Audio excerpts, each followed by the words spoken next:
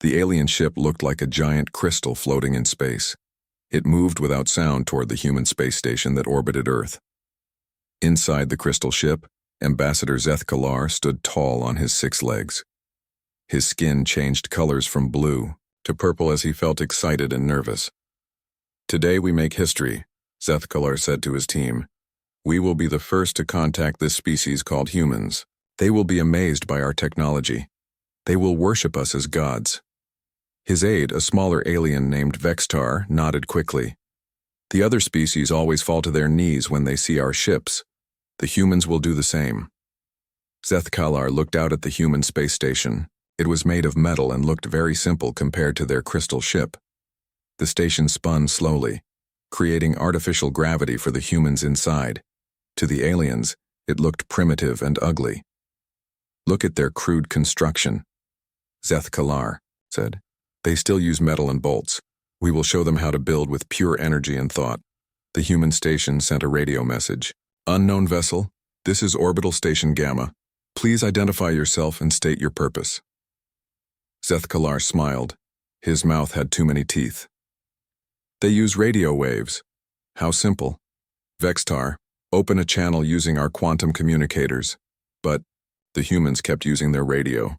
After several failed attempts at quantum communication, the aliens had to switch to the human radio system. "Orbital Station Gamma, this is Ambassador Zeth Kalar of the Kepler Collective. We come in peace to make first contact with your species." There was a pause. Then a human voice came through the radio. "Copy that, Ambassador. This is Station Commander Jake Murphy. Welcome to Earth space. Please follow the docking beacon to Bay 7. Do you need any special atmosphere or gravity settings?" Zeth Kalar blinked his 4 eyes. The human sounded bored. Like this happened every day. Did he just ask about our atmospheric needs? Vextar whispered. "Perhaps they did not understand," Zeth Kalar said. "This is first contact between our species, the most important moment in their history. Bay 7 is ready for docking," came Jake Murphy's voice again. "Please move slowly and watch for the guide lights. Coffee and sandwiches are available in the conference room." The aliens looked at each other. Coffee and sandwiches? For first contact with an alien species? Their ship docked with a soft thud against the station. The airlock connected automatically. Zeth Kalar put on his formal robes that showed his high rank in the Kepler Collective. The robes were made of living light that shifted and moved. Surely, the humans would be impressed. The airlock opened. On the other side stood a human male wearing a simple blue uniform. He had short brown hair and looked tired. He held a cup of coffee in one hand and a tablet computer in the other. "Ambassador Zeth Kalar, I presume," Jake Murphy said. He did not bow. He did not fall to his knees. He took a sip of coffee. "I'm Commander Murphy. Thanks for coming. Sorry about the fluorescent lights in here. They've been acting up all week." Zeth Kalar stood frozen. This was not how first contact was supposed to go. Where was the awe? Where was the fear? Where were the cameras and crowds? "You are not surprised to see us?" Zeth Kalar asked. Jake Murphy shrugged. "Well, we've been tracking your ship for 3 days. The science team is excited to meet you, of course. Dr. Hamilton has been asking questions non-stop." He looked at his tablet. "Speaking of which, she wants to know if you have any dietary restrictions or allergies. We're ordering lunch from the cafeteria." "Dietary restrictions?" Vextar squeaked. "Yeah, you know, can't eat nuts, lactose intolerant, that sort of thing. We have pretty basic food here, but we can work around most issues." Zeth Kalar felt confused. This human was treating them like visiting businessmen, not like gods from the stars. "Perhaps we should begin with the formal ceremony," Zeth Kalar said. "We have prepared speeches about this historic moment." Jake Murphy nodded. "Sure thing. Conference room is down this hall. Watch your head on the doorways. We built this place for humans, so it might be a tight fit for you." He started walking down a narrow corridor with white walls and more fluorescent lights. As they walked, Jake Murphy kept talking. "Dr. Hamilton will want to run some basic scans, nothing invasive. Just need to make sure you won't accidentally poison each other by breathing the same air. Standard procedure for meeting new species." Standard procedure? Zeth Kalar asked. How many alien species have you met? Oh, you're the first, but we have protocols for this sort of thing. Been planning for it since the 1950s, really. Probably longer. They entered a conference room with a long table, plastic chairs, and a coffee machine in the corner. A human female with red hair and glasses stood up from her chair. She wore a white lab coat and smiled. Ambassador, welcome to Earth Space. I'm Dr. Lisa Hamilton, xenobiologist. I'm so excited to meet you. She shook hands with Zeth Kalar before he could react. Her grip was firm and warm. I have about 1,000 questions, but let's start with the basics. What's your homeworld like? How did you develop space travel? Are you carbon-based like us? Zeth Kalar looked around the plane room. This was supposed to be the moment that changed everything for humanity. Instead, it felt like a business meeting. The humans treated meeting aliens like it was just another item on their daily schedule. Where are your leaders? Zeth Kalar asked. Where are your people? Should they not all be here to witness this moment? Dr. Hamilton looked confused. Well, the president is watching on video feed, and we're live streaming this to the news networks, but most people are at work or school. It's Tuesday afternoon. Tuesday afternoon, Zeth Kalar repeated slowly. Right. Nothing special about Tuesday, though I guess meeting aliens makes it pretty special. Dr. Hamilton opened her tablet. Now, about those biological scans. This will just take a few minutes. Zeth Kalar realized that something had gone very wrong with their first contact plan. The next morning, Zeth Kalar prepared his most impressive presentation. He had holographic displays of the Kepler Collective's greatest achievements. Surely these would make the humans understand how advanced his people were. The conference room filled with humans. Jake Murphy sat at the head of the table with his coffee. Dr. Hamilton had her tablet ready. A new human joined them, a large man with calloused hands who introduced himself as Bob Williams, the station's chief engineer. Okay, Ambassador, Jake Murphy said. We're ready to see what you've got.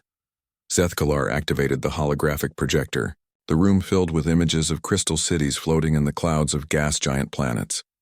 The buildings moved and shifted like living things, powered by pure energy.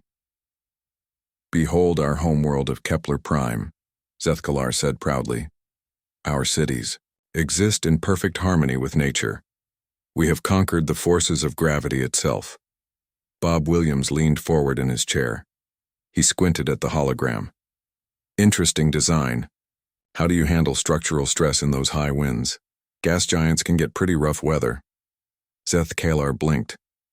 Structural stress? Yeah, when the wind hits those tall spires, they must flex quite a bit. What kind of materials do you use? And how do you anchor them in a gas atmosphere? This was not the reaction Zeth Kalar expected. We use quantum-locked crystalline matrices that respond to gravitational fields. Bob Williams nodded slowly. Quantum-locked. That's fancy. What's the maintenance schedule like? Do you have to replace components regularly? Maintenance? Vextar whispered to Zeth Kalar. Why is he asking about maintenance? Zeth Kalar moved to the next display. This showed their matter manipulation technology. The hologram demonstrated how they could turn rocks into food, water into breathable atmosphere, and empty space into solid matter. We have mastered the fundamental forces of creation, Zeth Kalar announced. We can reshape reality itself. Dr. Hamilton wrote notes on her tablet. Fascinating. What's the energy cost for matter conversion? And are there any waste products? Energy. Cost? Zeth Kalar asked. Well, converting matter at the atomic level must require enormous amounts of power. Where does that energy come from? Solar collection? Fusion reactors? And when you convert one element to another, do you get radioactive byproducts? Jake Murphy sipped his coffee. Also, what's the conversion rate? How much raw material do you need to make, say, a ton of food? Zeth Kalar felt his skin changing, from purple to orange, which meant he was getting frustrated. These humans were asking practical questions instead of being amazed by the miracles he was showing them. He switched to images of their paradise worlds, perfect planets with controlled weather, crystal clear oceans, and abundant resources. No disease, no aging, no death from natural causes. These are our colony worlds, Zethkalar said. Perfect environments where our people live in eternal happiness. No suffering, no want, no struggle. The humans looked at the beautiful images. Bob Williams scratched his beard. Nice terraforming work, he said. How do you handle population growth? If nobody dies naturally, you must have strict birth control policies. A new human voice spoke up. It belonged to a woman with short blonde hair who had been quiet until now. I'm Karen Thompson, Diplomatic Corps. I have to ask about the economic model.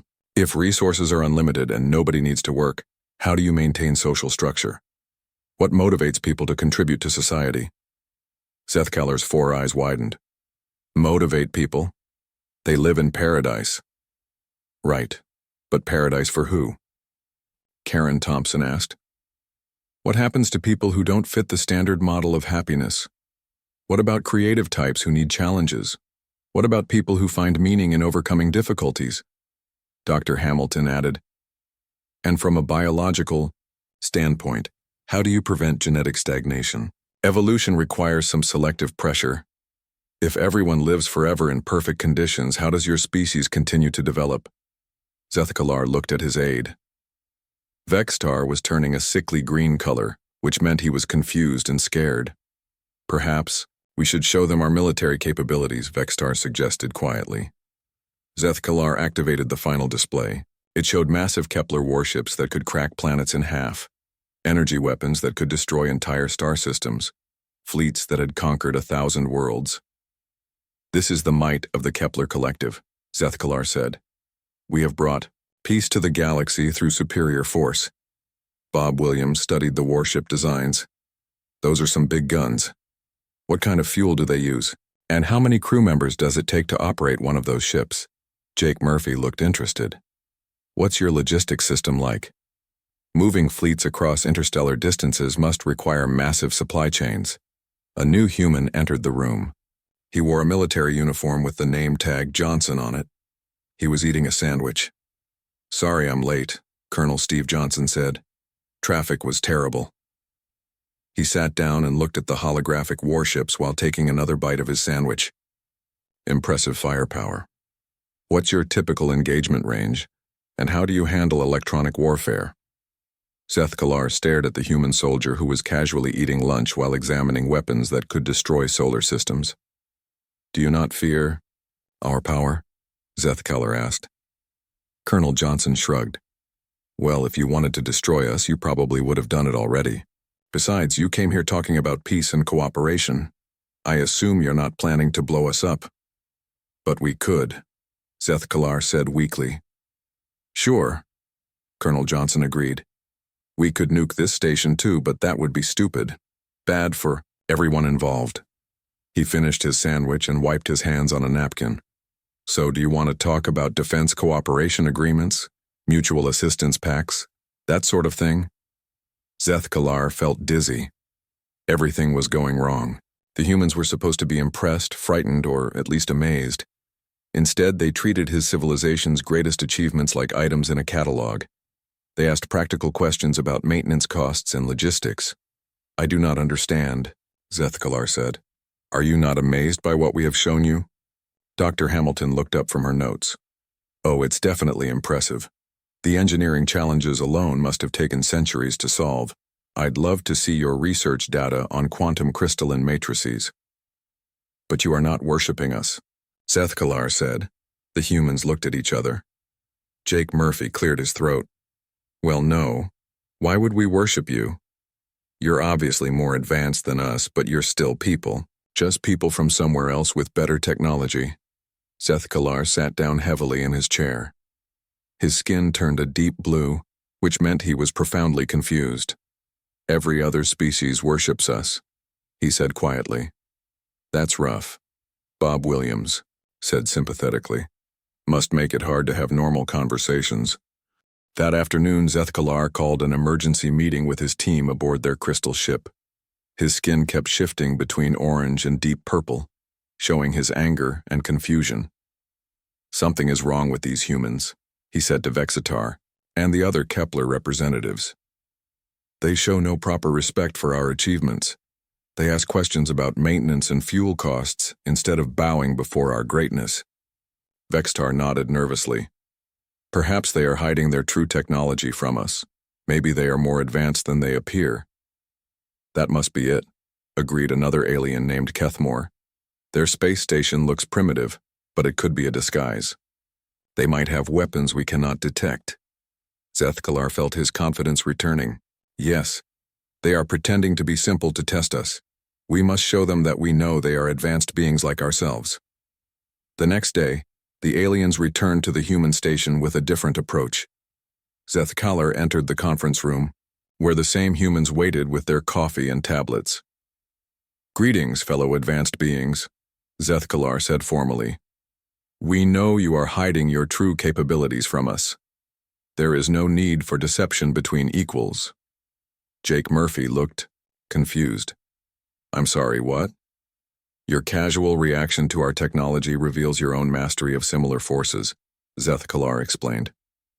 "No primitive species could remain so calm when seeing matter manipulation and gravitational control." Dr. Hamilton exchanged glances with Bob Williams. "Ambassador, I think there might be some confusion. We're definitely not hiding any advanced technology. What you see is what we have." "Impossible," Zethkalar declared. "Show us your real cities. Show us your real ships. We will not be fooled by this metal and plastic disguise." Colonel Steve Johnson had just walked in carrying a cup of coffee and what looked like a breakfast burrito. "What's going on? Are we talking about classified military stuff? Because I can't discuss that without proper clearance forms." "There," Zethkalar pointed at the colonel. "He speaks of classified technology. You do have advanced weapons hidden from us." Colonel Johnson took a bite of his burrito. "Well, yeah, we have classified military projects. Every country does. But nothing like what you guys showed us yesterday. Our best stuff is maybe 50 years ahead of what civilians use." "50 years, Zethkalar repeated. "And what do your civilians use?" Bob Williams pulled out his smartphone. "Computers mostly, internet, GPS, stuff like that. This phone has more processing power than the computers that sent humans to the moon." Zethkalar examined the small device. It looked incredibly primitive compared to Kepler technology. "This is your advanced computer?" "It's pretty standard," Bob Williams said. "Everyone has one. Kids use them to play games and watch videos. Your children have access to your computing technology?" "Sure. How else would they learn to use it?" Zethkalar felt more confused. The Kepler collective carefully controlled who could access their advanced systems. Only trained specialists could operate matter converters or gravitational manipulators. "Doctor." Hamilton opened her tablet. "Ambassador, can I ask you something? How do your people react when they see new technology for the first time?" "They are appropriately amazed," Zethkalar said. "They understand they are witnessing something beyond their comprehension." "And how long does it take them to learn to use it?" Zethkalar paused. "Learn to use it? Only the trained specialist can operate our advanced systems. It takes decades of study." "Decades?" Jake Murphy looked surprised. "For what exactly?" "To safely manipulate matter at the quantum level, to control gravitational fields without destroying everything around them. These are not toys for children." "Bob," Williams scratched his head. "But if it takes decades to learn, how do you train enough people to maintain your civilization? I mean, someone has to fix things when they break." "Our systems do not break," Zethkalar said proudly. "They are perfect." "Nothing's perfect," Bob Williams said. "Something always breaks eventually." "What happens then?" Zethkalar realized he did not have a good answer. Kepler technology was so advanced that when something did malfunction, entire planets sometimes had to be abandoned until specialists could arrive to fix the problem. Karen Thompson leaned forward. "Ambassador, how many of your people actually understand how your technology works?" "The specialists understand it perfectly. But how many specialists are there?" Zethkalar thought about it. "Perhaps 1 in every 1,000 citizens becomes a specialist. So 999 out of every 1,000 people in your civilization have no idea how their own technology works?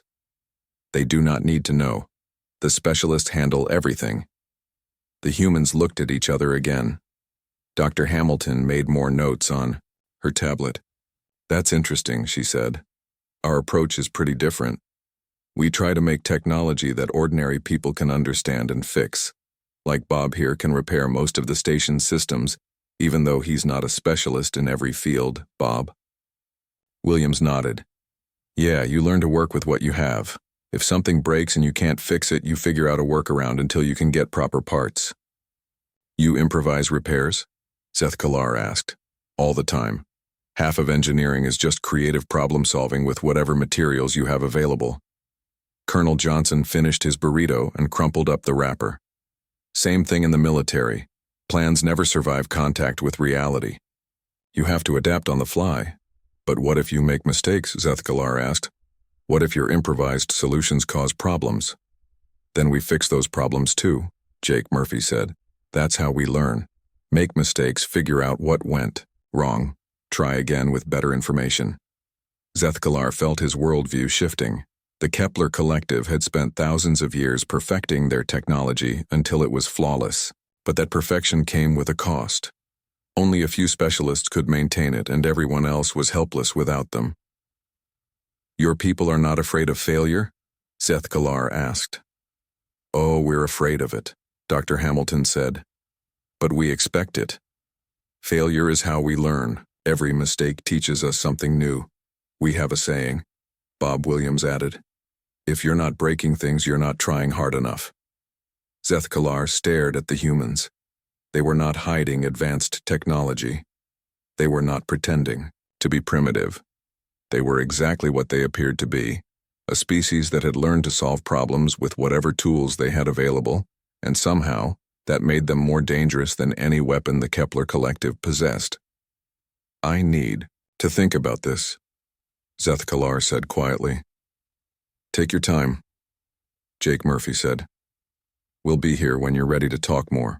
As Seth Kalar left the conference room, he heard Bob Williams asking Dr. Hamilton if she wanted to see the improvised repairs he had made to the station's water recycling system.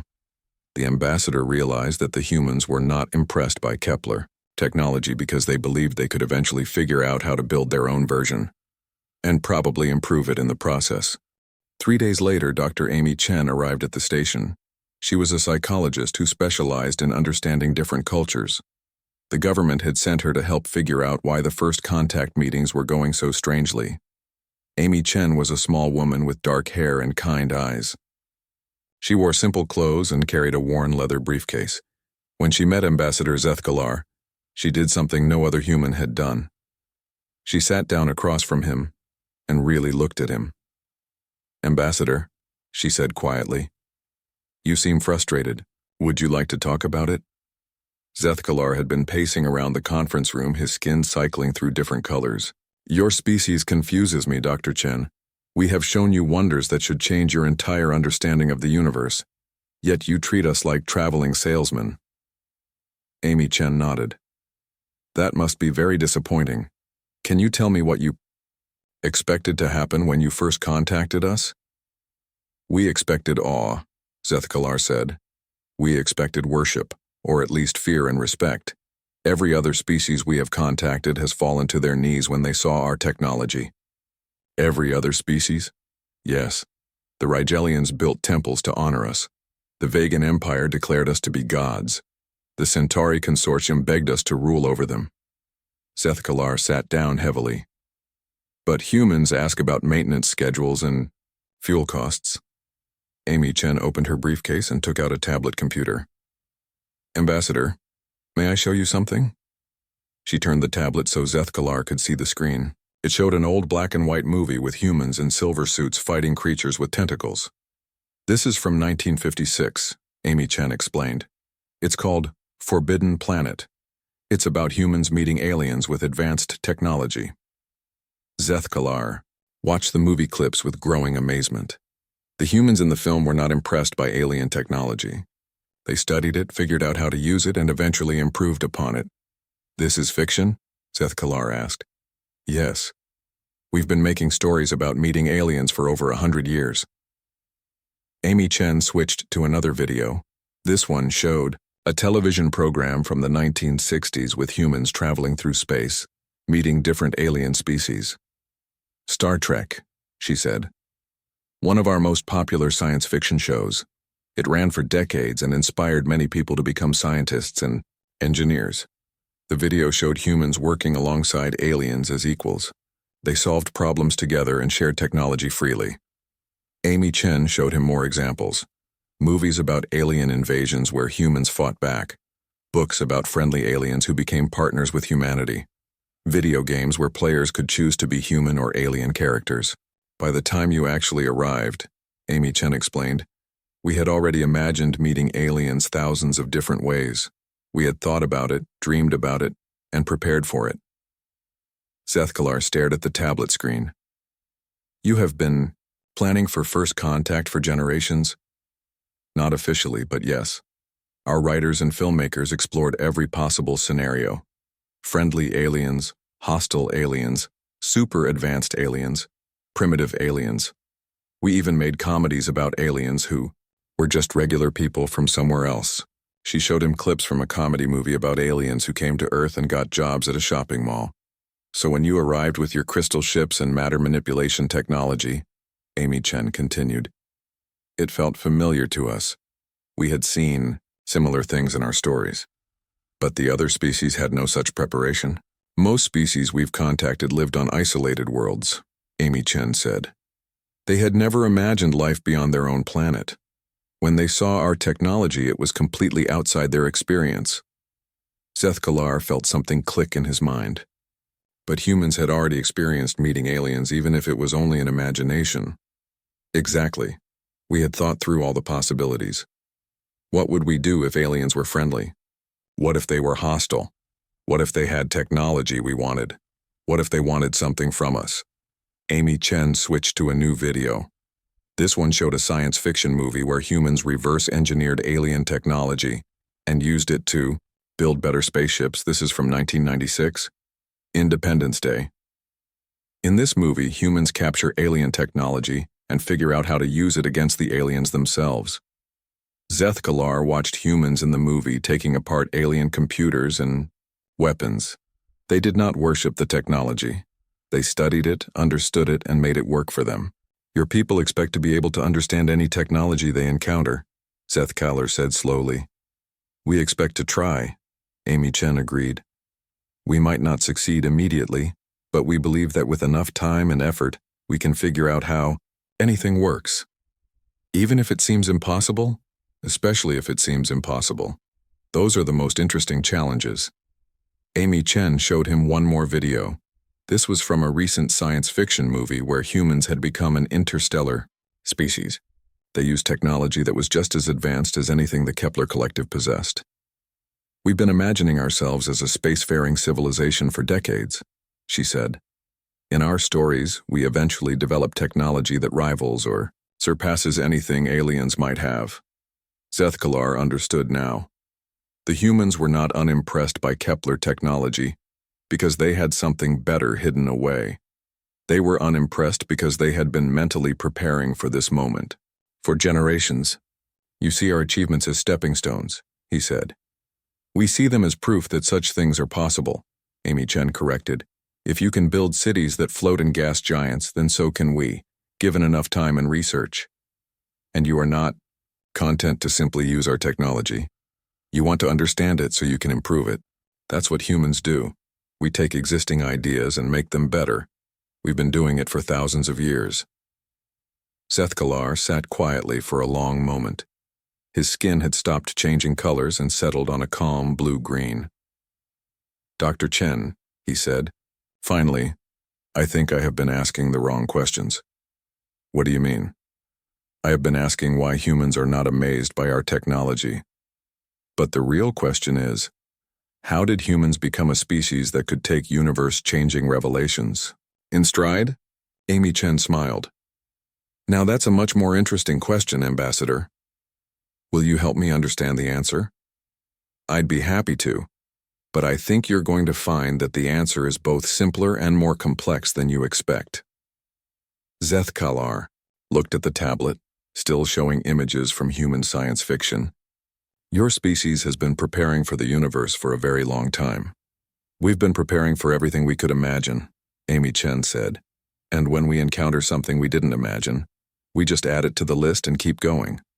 For the first time since arriving at Earth, Zethkalar felt like he was beginning to understand these strange, practical, unflappable humans. 2 weeks later, everything had changed. Ambassador Zethkalar stood in the same conference room, but now he saw it differently. The fluorescent lights that had seemed primitive now looked practical and efficient.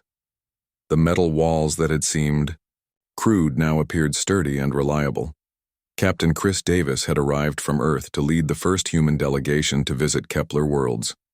He was a calm man with gray hair and steady hands. He had spent 20 years flying experimental aircraft and 5 years commanding the International Space Station. "Ready for the tour, Ambassador?" Chris Davis asked. He carried a simple duffel bag and wore a standard blue flight suit.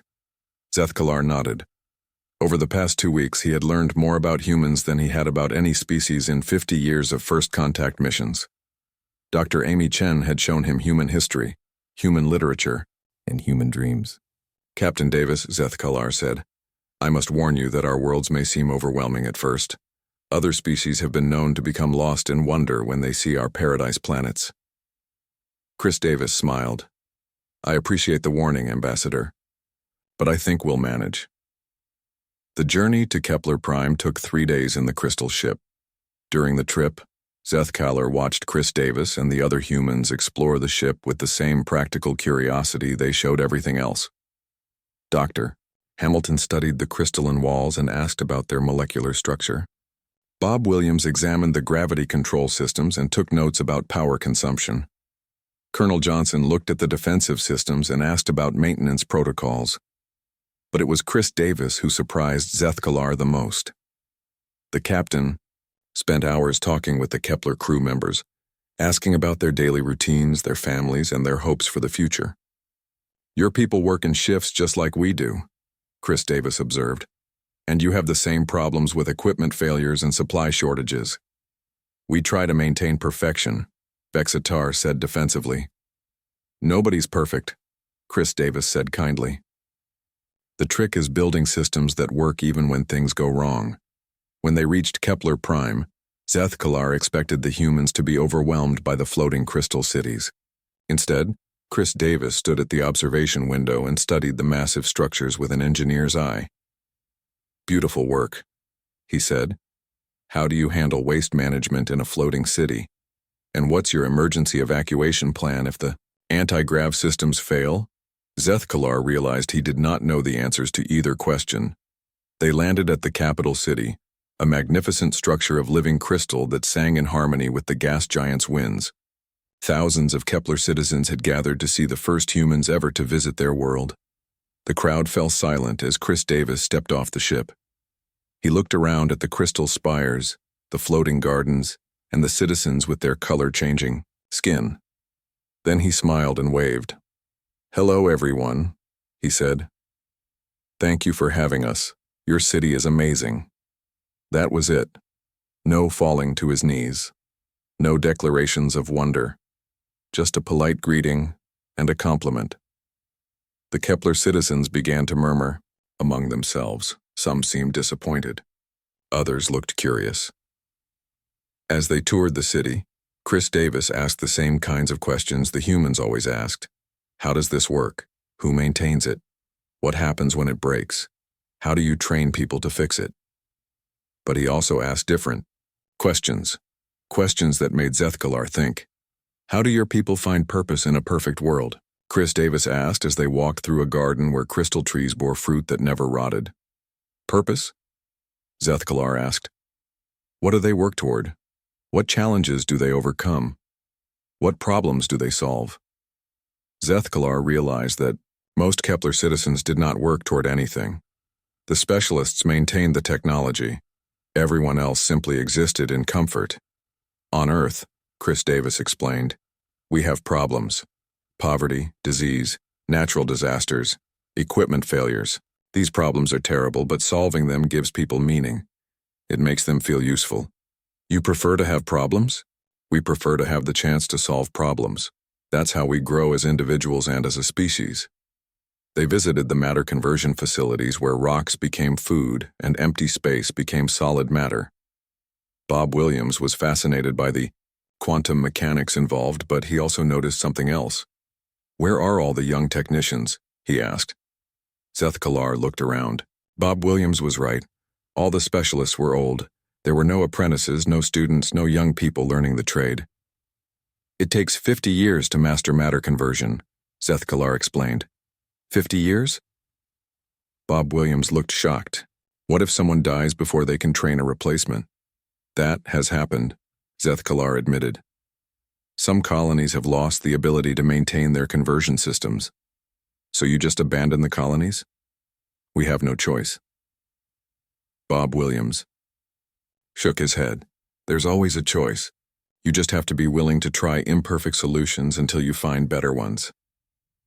On the second day of the visit, something unexpected happened. A young Kepler citizen approached Chris Davis during a tour of the residential districts. "Human, Captain," the young alien said. Her skin showed the yellow stripes of curiosity. "Is it true that your people learn by making mistakes?" "That's right," Chris Davis said. "Mistakes teach us what doesn't work so we can find what does work. But what if the mistakes cause problems? Then we fix those problems too, and we learn from them." The young Kepler citizen thought about this. "Could you teach me how to make useful mistakes?" Seth Kalar was horrified. "Nira, you cannot ask such things. Mistakes lead to chaos and suffering." But Chris Davis knelt down to the young alien's level. "I'd be happy to teach you, Nira. The first lesson is that small mistakes are better than big ones. And the second lesson is that sharing your mistakes helps everyone learn faster." More young Kepler citizens gathered around. They had never been encouraged to experiment or take risks. Everything in their world was perfect and controlled. "Can you show us your imperfect human technology?" another young alien asked. Chris Davis laughed. "All of our technology is imperfect. That's why we keep improving it." By the end of the week, something remarkable had happened. The young Kepler citizens were asking to visit Earth. They wanted to see a world where problems existed and people solved them through trial and error. The older Kepler citizens were worried, but they were also intrigued. They had achieved perfection, but at the cost of growth and change. On the journey back to Earth, Seth Kalar sat with Chris Davis in the ship's observation lounge.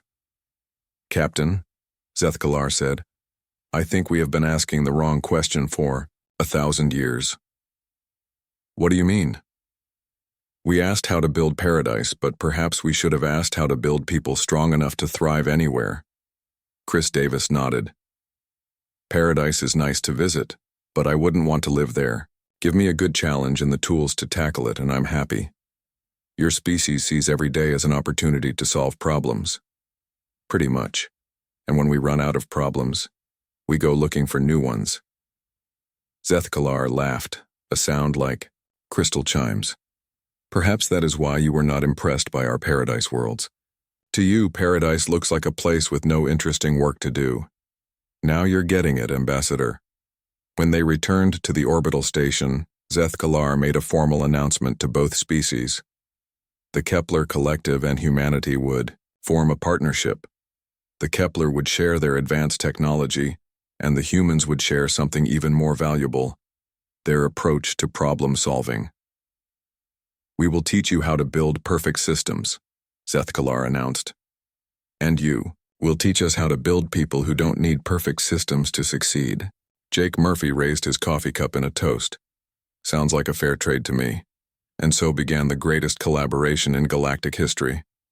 Not between gods and mortals, but between two different approaches to the same goal, making life better for everyone, one solved problem at a time.